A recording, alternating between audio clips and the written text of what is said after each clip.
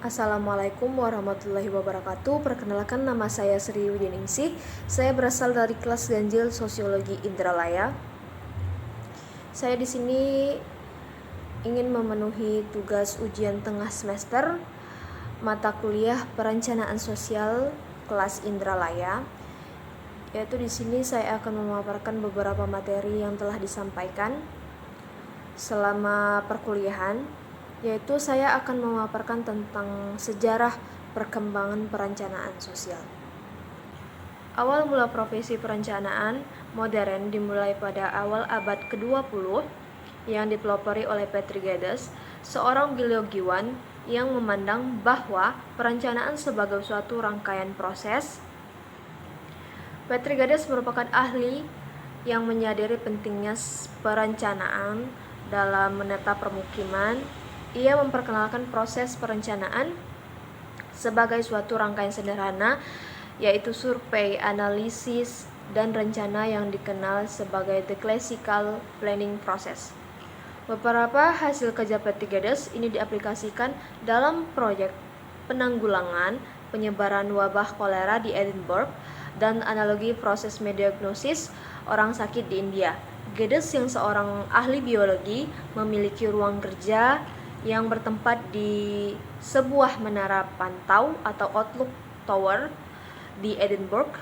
Ia tidak hanya melihat korban yang sakit selayaknya dokter, tapi juga meninjau korban dilihat dari suatu sudut pandang komunitas perkotaan dan lokasi permukiman.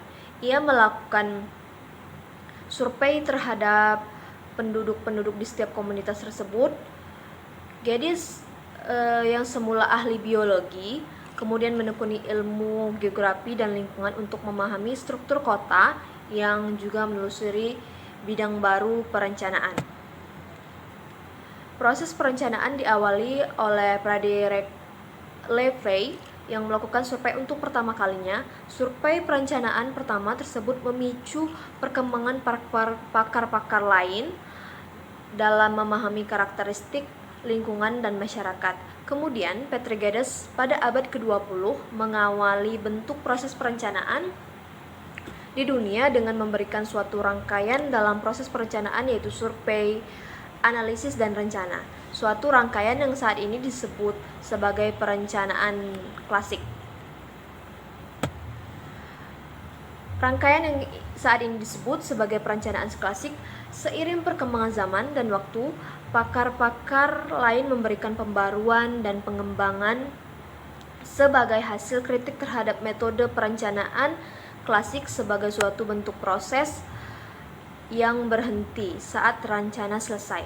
Perencanaan yang diyakini sebagai sebuah siklus kegiatan yang tak pernah berhenti karena akan selalu ada evaluasi terhadap sebuah siklus kegiatan yang tak pernah akan memicu proses penyusunan rencana yang memiliki komprehensif dan efisien. Pakar-pakar yang melakukan penyempurnaan di antaranya Brian McLaughlin, Patton Dansewicz, Dana Confer, Terry Moore, serta William N. Dunn. Setiap pakar tersebut memberikan penyempurnaan terutama dari segi tahapan dalam perencanaan perincian dalam setiap proses dan evaluasi. Adapun proses perencanaan di Indonesia berada di bawah payung hukum Undang-Undang Penataan Ruang Nomor 26 Tahun 2007 yang telah disempurnakan dari Undang-Undang Nomor 24 Tahun 1992 tentang penataan ruang. Penataan ruang di Indonesia meliputi perencanaan tata ruang, pemanfaatan ruang, dan pengendalian pemanfaatan ruang. Produk rencana tata ruang disusun secara hierarkis, selaras, dan saling menjelaskan dengan lingkup administratif nasional, provinsi dan kabupaten atau kota, hingga kawasan yang lebih rinci seperti bagian wilayah kota atau BWK dan kawasan strategis. Sekian penjelasan materi tentang sejarah perkembangan perencanaan sosial dari saya.